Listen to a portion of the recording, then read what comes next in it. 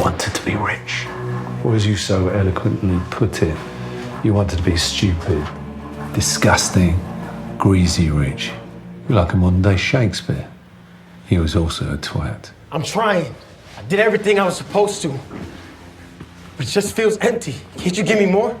You having a laugh? You are hilarious. Why would I give you something more when you've made such a dog's breakfast of everything else? I've got a better idea. Why don't I just replace you with someone more appreciative? Yeah, that would be love.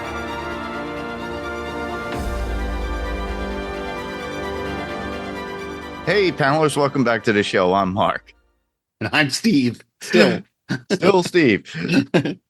In this episode of the podcast, we're covering, and it's a spoiler episode, by the way, but obviously we're continuing or ending. These are the last two episodes of Ironheart that can be found on Disney Plus.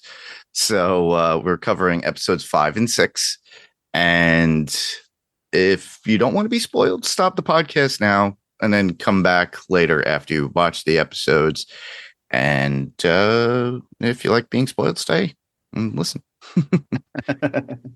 Yeah, our synopsis for episode 5 is Karma's a Glitch. The synopsis is Riri sets out to create a suit unlike anything she has ever attempted, but at what cost?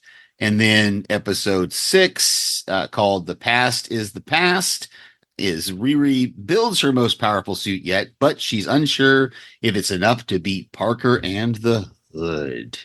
Yep. Those are decent. Yeah. Yeah, they're straight from Disney Plus. So as I watch everybody, I type it out so I know. So it's not one like weird synopsis that you find online through, IMDb or something like that. Anyhow, well, episode 5. What were your thoughts in general? Did you like it? Did you hate it? I liked it. I liked episode 5 as a setup for episode 6. There were really some high points in episode 5, and I almost wish if we had done these separately, I wouldn't feel the way I feel. So I'll probably talk more about how I feel when we get to episode 6, because I don't really want to. I'm a little disappointed. I'm just going to be honest. A little disappointed in these two episodes together. If we'd done them separately, probably 5, I would have probably liked 5 a little bit better.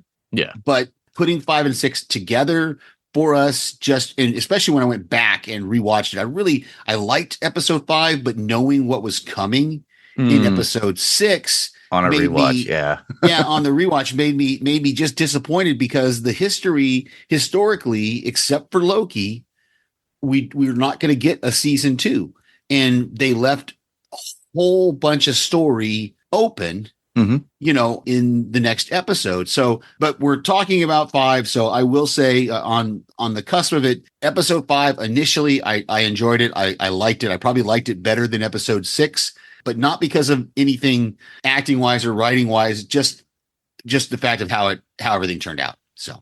Yeah, I thought it was interesting. It starts out there in a White Castle, which is pretty cool. Pretty cool. I love White Castle, going there every once in a while. But Zelma explains to Riri that Dormammu, a powerful demon and the main villain of pretty much, as we know from the original Doctor Strange, is the one behind the Hood's powers. So she gets this intel and information. And like he did in his fight against Strange, he must be using Parker's ambition to be summoned to Earth. And it's weird. And well, I mean, and that's getting into the next episode when we figure out that it's not Dormammu. Actually, it's just she thinks it is. Like that's what this comes down to, is they're seeing they're seeing the results of Parker using the Hood, and that makes her think it's Dormammu. But what we come to find out, and that's for the next episode, is that it's not Dormammu. No. Yeah, no, I liked this beginning. I thought it was important to see. The only thing that bothered me, I will say, and this is really my first note here, is they seemed like, which one is it? Slug? Yeah, I think it's Slug.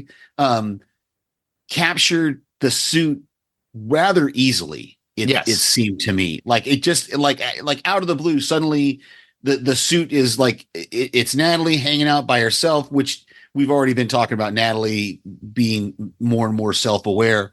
But she's hanging out by herself in the suit, watching the old memories, the old whatever videos. And then all of a sudden she gets knocked off the building. And then the next time we see her, she's in the back of a van, handcuffed to some sort of device that she has to use a saw to cut herself out. Now she gets out pretty easily, but it bothered me that they so easily captured this suit that's supposed to be, I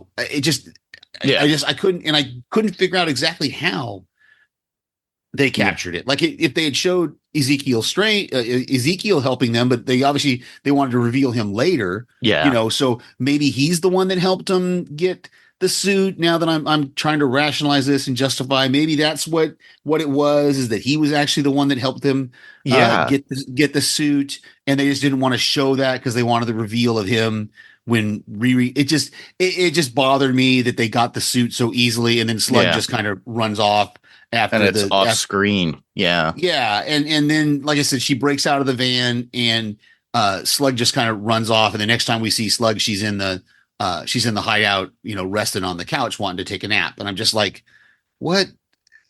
Like, I understand that fight in the White Castle. Whoa, was brutal. That was cool. It was cool. And we got to see, the ruthlessness and the criminality. I mean, we already had seen some of it from the two brawlers, the two MMA fighters. We hadn't seen a lot from Clown, of this ruthlessness and criminality.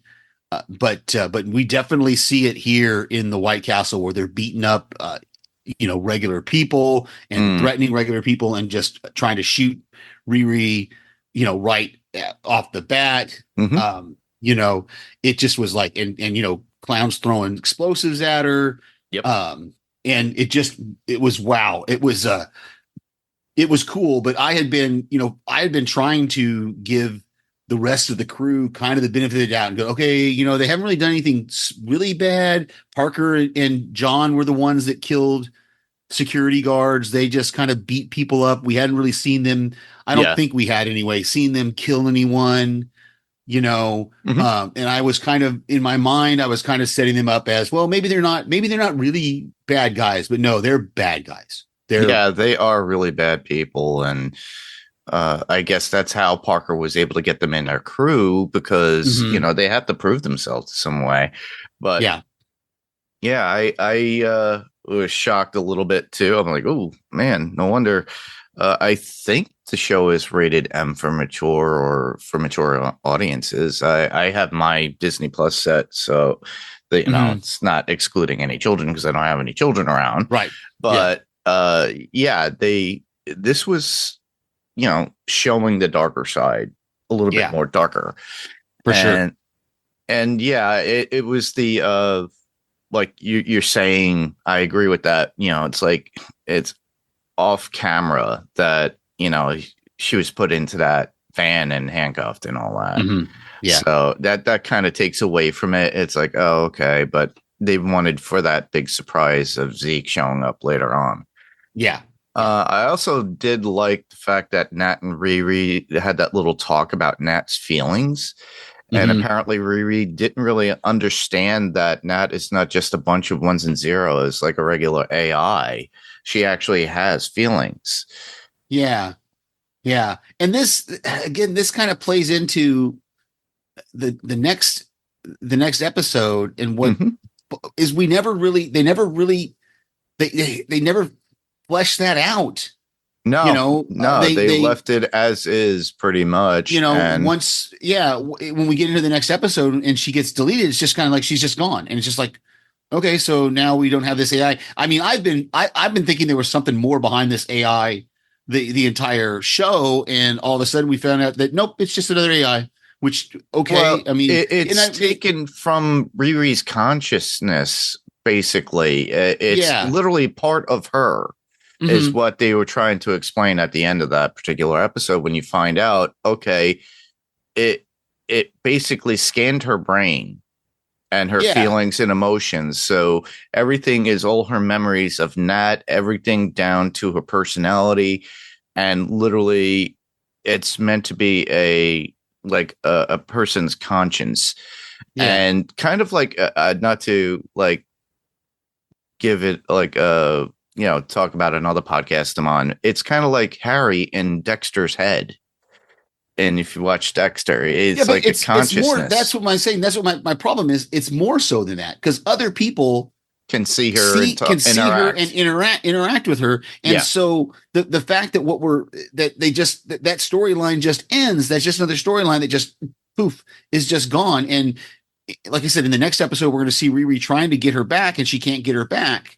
And it just ends. And I'm just like, okay, I guess we're just done with the AI portion of the suit. Whereas, with Iron Man and Peter Parker and all these other suits we've seen, the AI has been a big part of the suit of the concept. And to lose that, it just feels like a storyline that just kind of got dropped. It's kind of like when Spider-Man lost his AI after Tony had died. Mm-hmm. He didn't have that at one point. That was the only time that we actually saw that at the last Spider-Man film that we got. Right. But we do meet up with Zeke at a certain point. He wants, pretty much wanting revenge on her, and Parker getting him out of prison, which was weird.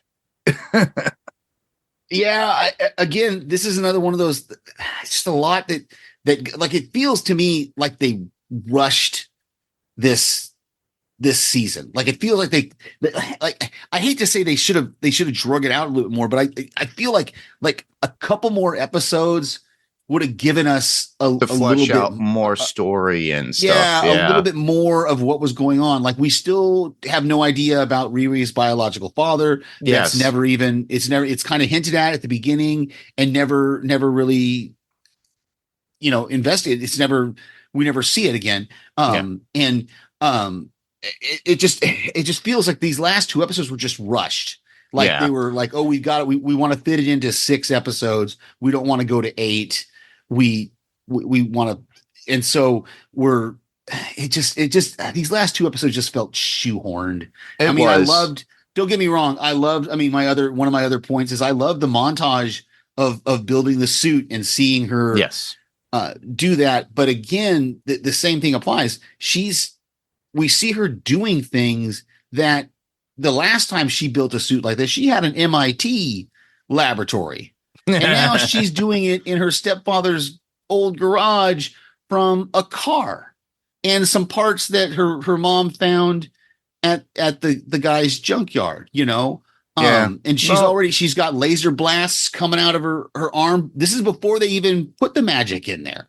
She's already got laser blasts coming out of her arm. And I'm like, where did it just, I don't know. It seemed too smooth, in my opinion. like it's like, look at what Tony did in the desert with a bunch of bomb scraps, and it didn't look that great. But now she's doing it in a garage, like you said, but everything is so smooth and sleek. And then she has like the lasers. It is kind of hard to come by. You would think that they probably would have tried to break in somewhere, like a lab or something, to utilize that. Or go back to Staines. Yeah, something. Give us something more than. I understand. That was the only like draw out of it that I was just like, yeah. Yeah. Okay. You gotta suspend your disbelief, I guess. But and I love that they incorporated the magic into it. And there's that whole foreshadowing at the beginning when she talks about that she doesn't want to end up like Parker in dealing with magic. She does, but then again, this is in the next episode. We're going to see her maybe, but I love that line. I've got it here. It's really the only quote that I have from episode 5 is when Zelma tells her, remember, magic is a mutual exchange. There's always a cost. And obviously we see the first cost was that she lost the Natalie AI when they incorporated the magic into the suit, and they never did figure out why that happened. But it's that understanding that we have this foreshadowing for the next episode that she didn't want to make a deal and be like Parker. But then, like I said, in episode 6, we're going to see that's going to change. So, or maybe change. I don't know. It's still unclear to me. Yeah. There was one part that I was like kind of shocked, but Parker losing it when Hood's influence takes over during the argument in the hideout when faced with Stewart's sister. And saying that she would die next. Yeah. And then he fires all of them. And again, this is another storyline that's just kind of dropped. Yeah. I mean, he fires the crew and we don't see them again. It's like he fires them and realizes, oh, I don't need you. I've got my Hood. I've got Zeke Stain, because as we find out, is it in 6? It's in 5. Is it in 5 or 6? When he reveals that I guess it's in 6 when he reveals that he can control Ezekiel. Yes. Yeah. So we don't know that yet, but again, he fires the crew, and that's the last we see of him. That story, those stories are just dropped. We don't see them again. They go away, and where did they go to? I know they were fired, but you would think they would be a little bit ticked off and then go after Parker in some way, even though he's got the hood. Yeah, didn't they have contracts with these other companies? Didn't they? Because he takes over. We find out that the guy in the mansion is his father, and he wants to take over the. Maybe that's in 6 also. Yeah, it is with 6. I'm getting them confused. Yeah, but we do find out the guy is his father, because that. Anyway. We do find out the reason why Parker, the main reason, I think it was towards the end, but what he is doing and that, he wants to take what his father had, which is power. And he just wants to be in control of the company of whatever he had. Yeah. Well, and we find that out again in the next episode. If you overhear, and I didn't notice this till the second viewing, when he's watching the TV on his phone, and it says something about the CEO of Art Corp has left and made this invisible partner in giving him all the control. And that's but again, that's another storyline that just kind of drops because of what ends up happening with Parker.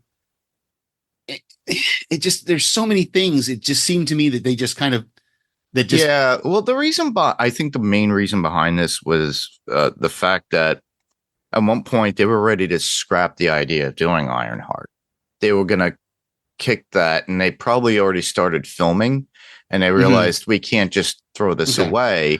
Very much like with Secret Invasion, and where it got really bad reviews at that time, because they felt, okay, this is the writing was there. Yeah, we've sunk all this money into it. We've got to finish the story now. It is in episode 5 that we find out that he controls him, but it's not until episode 6 that we find out, because I got it in my notes, because he follows. Remember, Zeke goes home and he's trying to leave, and Heather comes out and he's about to confront Heather, and he wants to blow up the flowers, and he can't.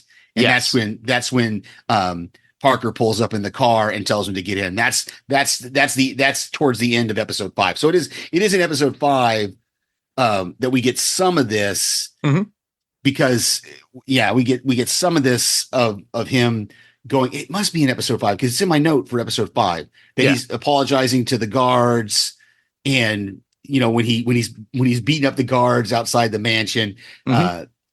So I think it is in episode 5. It's as if he's like a rock'em sock'em robot. Yeah, that's what. Yeah, he says puppet. Yeah, he says puppet, and Parker corrects him and says you're more like a rock'em sock'em robot. So yeah, that's all. And that is, we do find out that it's his father, because we get the CEO stuff, because it's in the next episode that they show us the flashback of the home invasion. But yeah, I'm looking at my notes now for episode 5.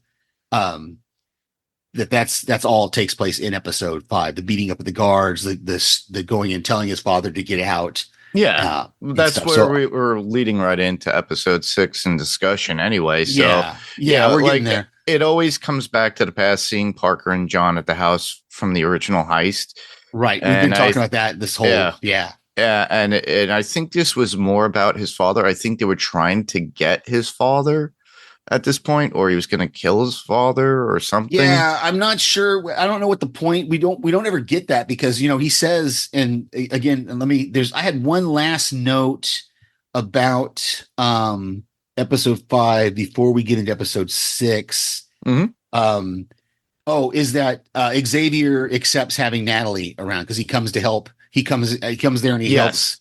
He helps with the building of the suit. He brings the coffee and the little kid like, oh, sweet coffee. He's like, no, apple juice for you, little man. It's, yep, that's right. Disrespectful. So, yeah. So that's the only other note I really had for episode 5 is this idea of Xavier kind of coming around, not really accepting it, but at least understanding where Riri is coming. And again, it's something that's. And this goes right into episode 6 because at the end of episode 6, when Natalie comes back, how is she?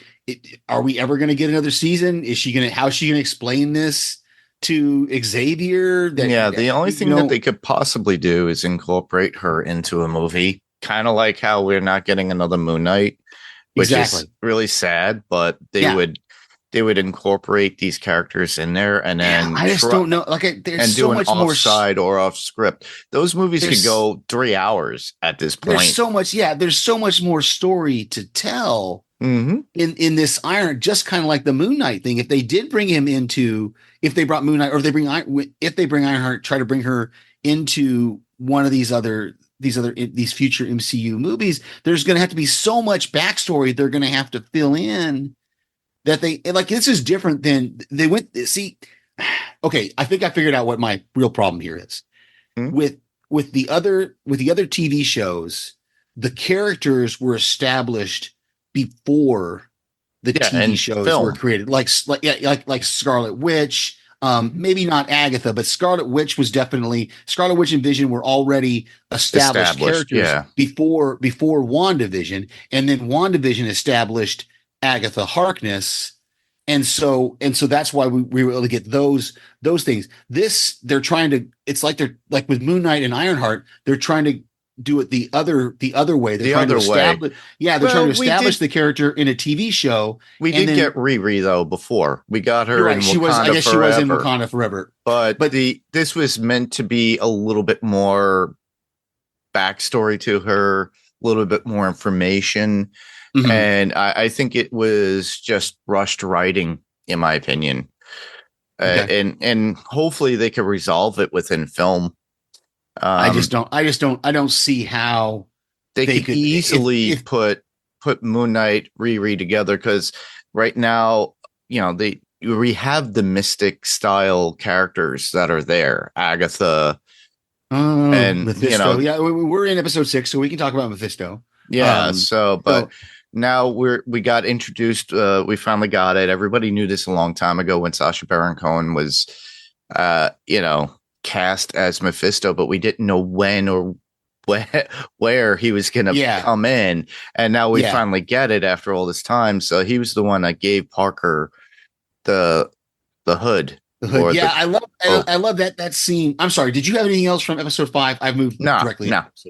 Okay. That opening of episode 6 is just, it's really cool. And again, maybe if I watched these episodes separately and we'd done separate podcasts, I might feel differently, but doing them together and knowing it's the end of the series, but anyway, I loved we finally get the payoff of explaining the home invasion, or at least a little piece of the home invasion, explaining to us whose house it was that they were going in there for, and regardless of what they were originally going to do, because when Hood goes in the second time and he's talking to his father, he says, "Oh, I'm not after what's in the safe. This is again from episode 5. He says, I'm not after what's in the safe this time," because he's got his hood.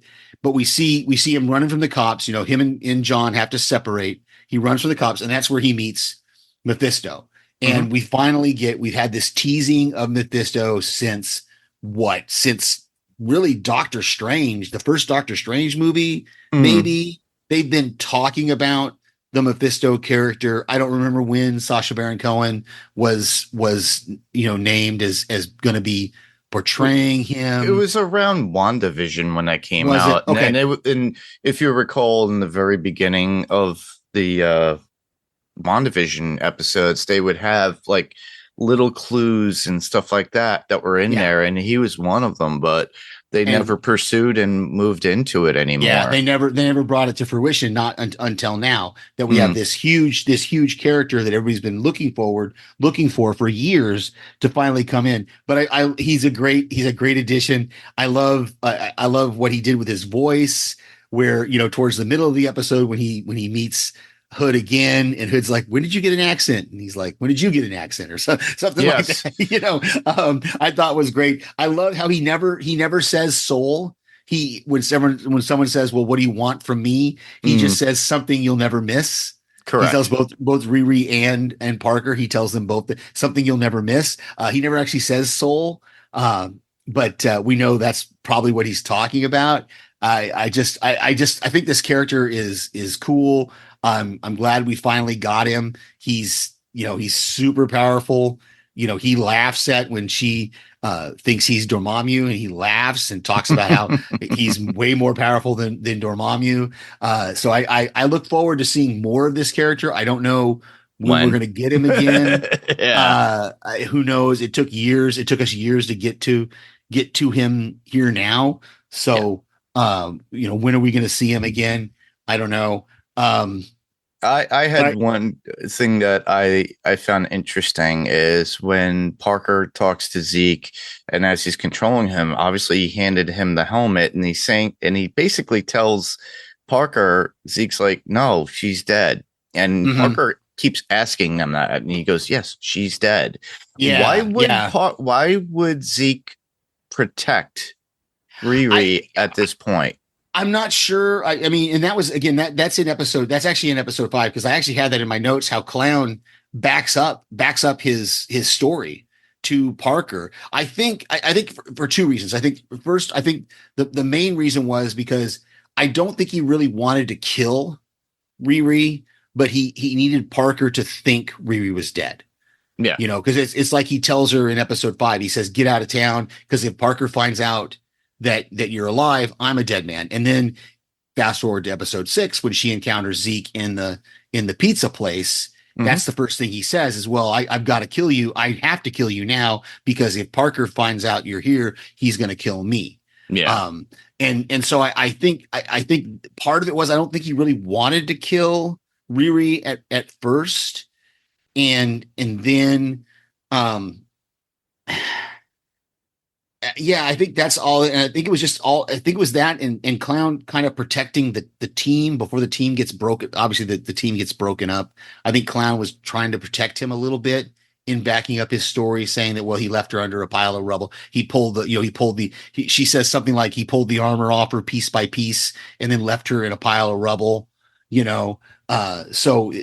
And that's where Parker's like, that's the story. That's how you tell a story, you know? And so I think they really wanted Parker to think Riri is dead, but it's kind of almost a throwaway thing, because once Parker does figure out that Riri is alive, all he really says is, "Well, I should have known that I'd have to do it myself." You know? And I have to admit also, I got faked out both watches. This show faked me out multiple times at the end, even in my second watch, when she did the emergency protocol and blew up, and I was just like, "What?" I put in my notes. This is how I had it in my notes. The fight between Riri and Parker. The emergency protocol was to explode, and then my next sentence is, "Oh, it was the hologram," because literally I had totally forgotten that it's the explosion, but it's the hologram is the more important part of the emergency protocol. Correct. Is because she had to distract him so she could yank the cape off him. Yeah. You know, which I got completely faked out. And then at the end, when they're going back and forth, and I will spend some more time talking about this, I'm still confused about exactly what happened at the end.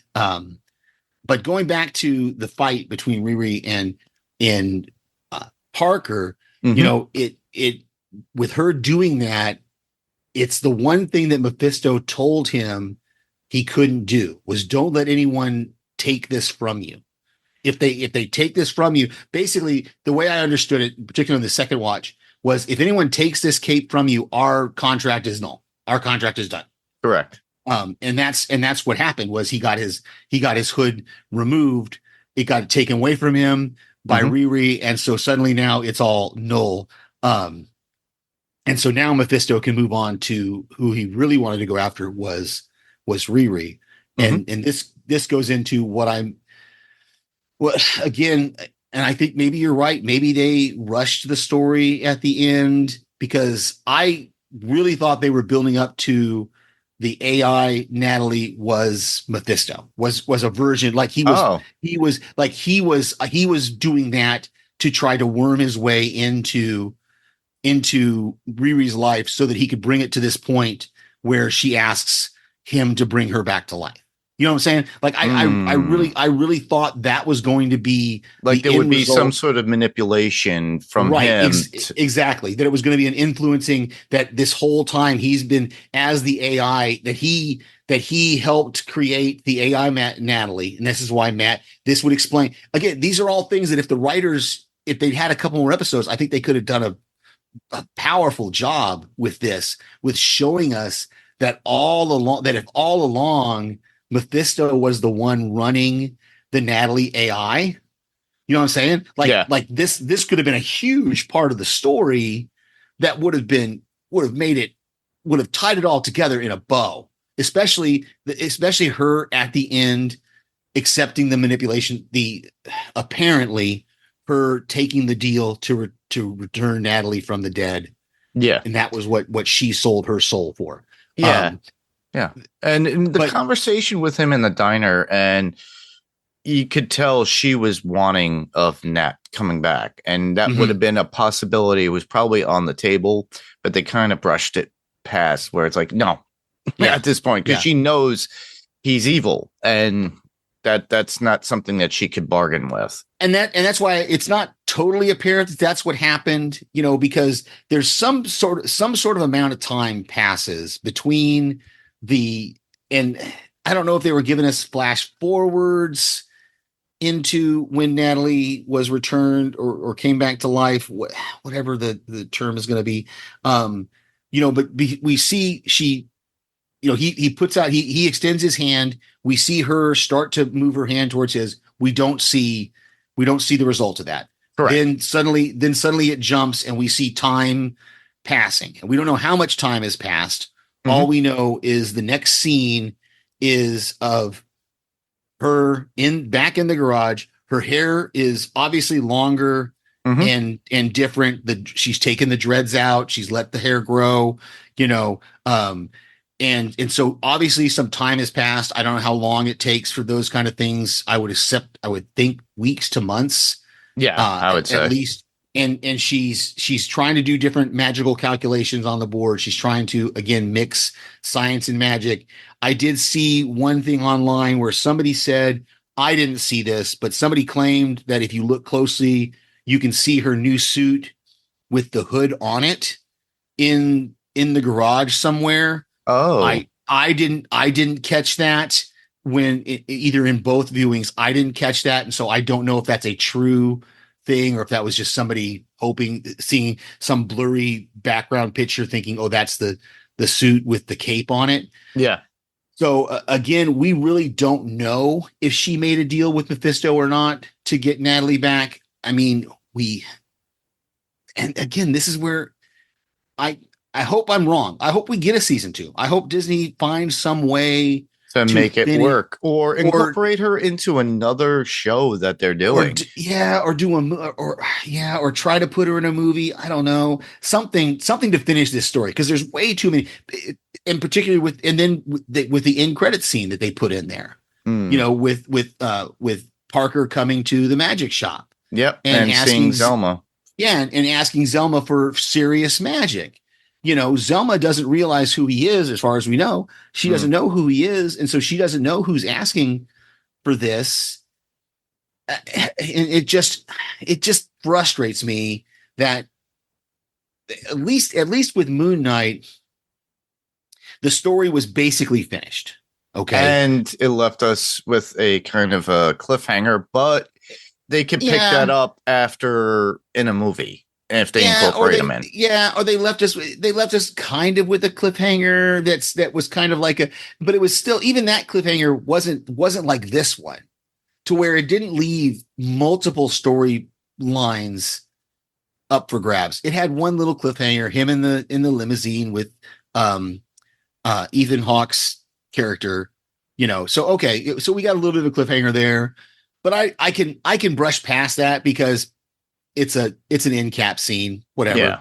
Yeah. This one, there's just way too many things they left open. Like Zeke, they completely, Natalie, I've got this in my notes. Yeah. Riri quickly figures out how to help Zeke. Oh, all I've got to do is it's the computer thing. Just shut you down and reboot you. What?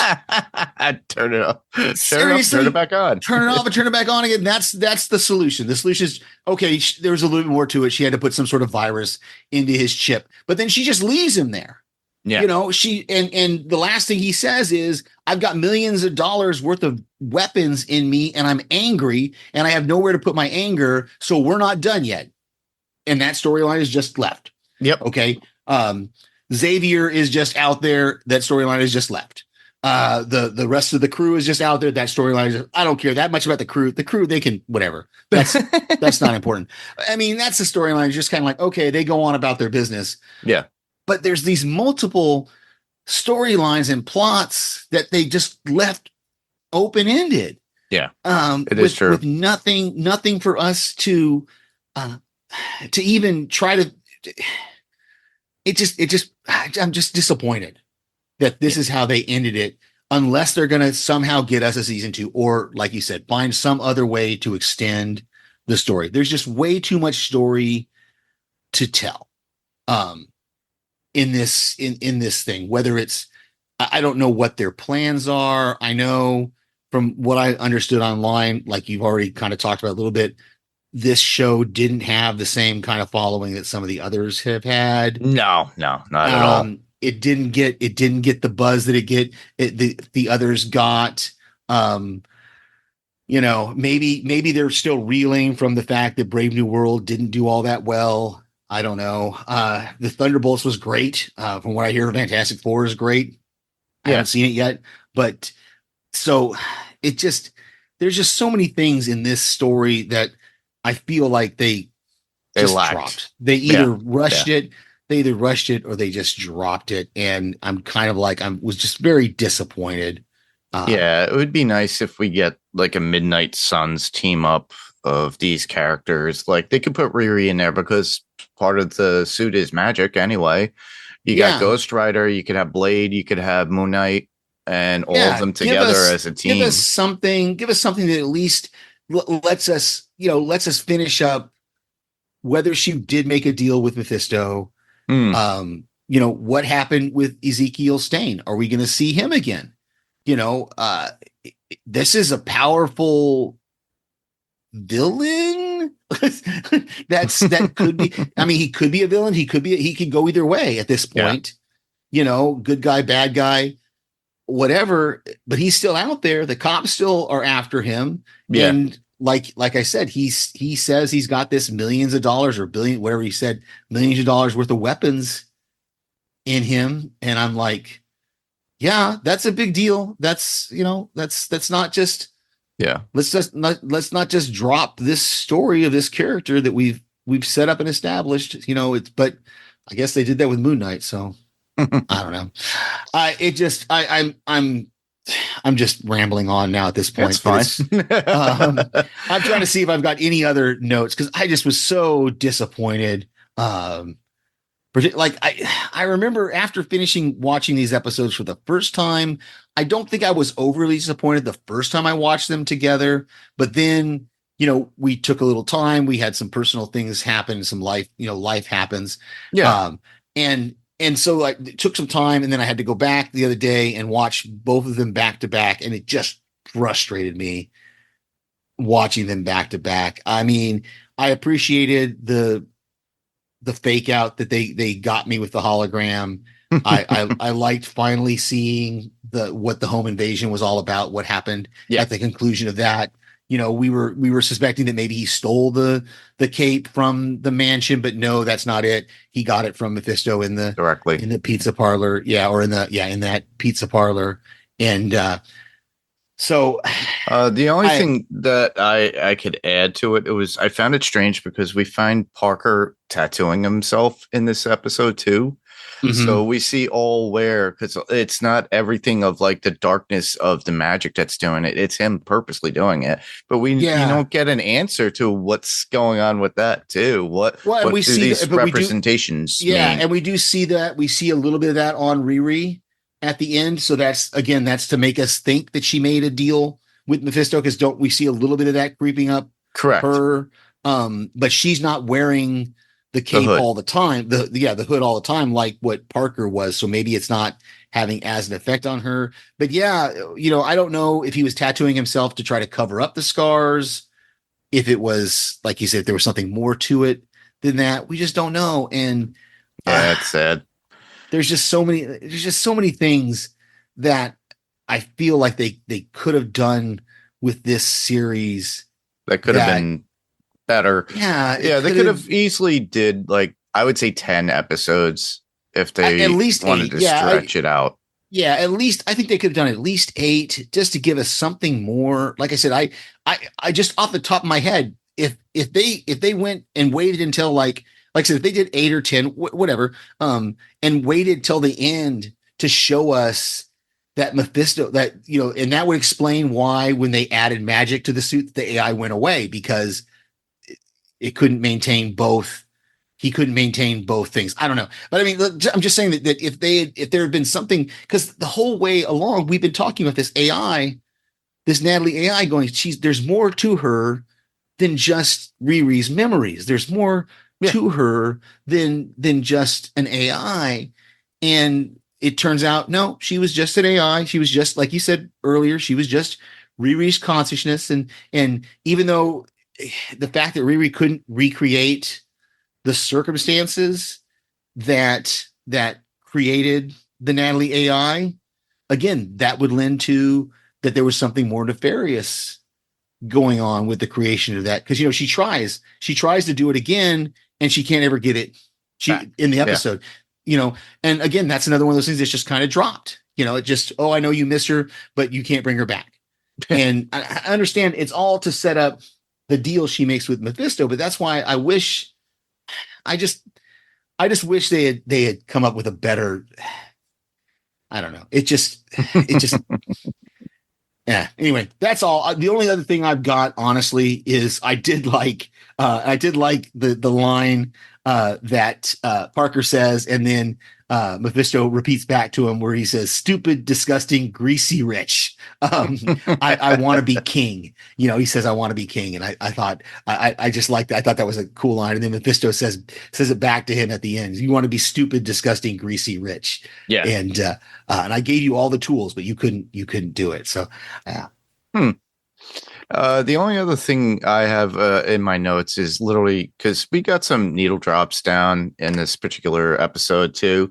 One of which is when we see Mephisto snaps his fingers as he leaves the diner, and we get the song "Last Pick" by Wakil and Elda God plays. okay.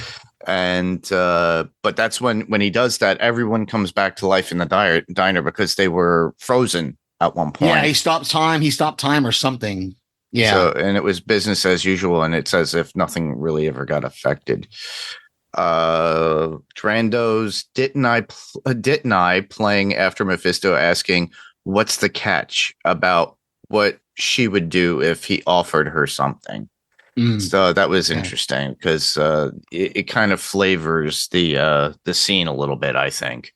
Yeah. And I thought those were pretty good calls on creation. Or I'm starting to like that more shows are doing that with certain songs and incorporating that into the storyline based upon the lyric and the style of the song. Yeah. Very cool. So, but that's about it as far as our coverage for Ironheart. Let us know what your thoughts are, if you can. as well. But to give you an idea on how to submit your thoughts before you get into suggestions and podcast recommendations, you could just follow us on Facebook. So it's facebook.com/Pounds to Pixels. And what's on Facebook is on our Instagram. So you can find us on Instagram with Panels to Pixels podcast. And, I did put out images, so you could leave them in the comments below, or you can message us through Facebook Messenger. We easily get them through Instagram as well. But if you really want to write out an email, you could send it to panels2pixels1@gmail.com. Panels 2 is spelled out TO, pixels and the number 1@gmail.com. Write your thoughts down. We'll read them on the next episode. Whatever we're covering, regardless, it could be an older episode we've done before, but give us your thoughts, or you could record yourself and send that as an attachment, and we could hear your voice. Obviously, we could be found on Spotify, Apple Podcasts, whatever podcast player of choice. There are ratings and reviews for Spotify and Apple Podcasts. We also get messages through Spotify as well. So I get those as well. I've gotten them for a couple of other things that we've done here. We could be found on YouTube. Leave messages there, but it's the podcast literally just on YouTube. But some people use YouTube podcasts to listen as well. All you have to do is search for Panels to Pixels podcast when you look for us on YouTube. So that's about it. Podcast recommendations. Do you have any that you'd like to offer? The one I just noticed, and I downloaded it. I haven't listened to it yet, but TV Podcast Industries did a whole season wrap up of Ironheart season 1. So I'm excited to hear what Derek and the guys thought about it. See if they have any, maybe if they can pull me out of this funk that I'm in. I don't know. Maybe they liked it. I just TV Podcast Industries, they cover a lot of the same stuff that we cover. They did all the episodes of Ironheart this season, and they also, like I said, they did a wrap up episode that I'm excited to listen to. Awesome. I would always suggest I could be heard on several podcasts, but one that I'm on now that I like to recommend is What's On Tonight with Becky. And we're covering right now. I didn't think I was going to be on the whole thing, but apparently I am. We're doing Dexter. We're covering Dexter Resurrection over there, so you could hear us there. By the time you get this, that will be out too, probably. So check that out. You could hear me on Sandman Cast. What we cover here is also on Podcastica, so highly recommend going to podcastica.com. Check out all the podcasts that they have there too, because they got a large library of everything. Still Slaying a Buffyverse podcast is highly recommended as well. They're flip-flopping between Angel and Buffy, apparently, with the whatever seasons they're covering at the moment. So give Penny a listen if you can. For sure. But that's about it. That wraps up our thoughts on Ironheart season 1. Well, hopefully that is the season that we get. So, I just want to thank everybody for listening. I'm Mark. And I'm Steve. Same podcast, different panel, different pixel. And this was Panels to Pixels podcast. And we'll see you on the next panel. Bye-bye. Good night.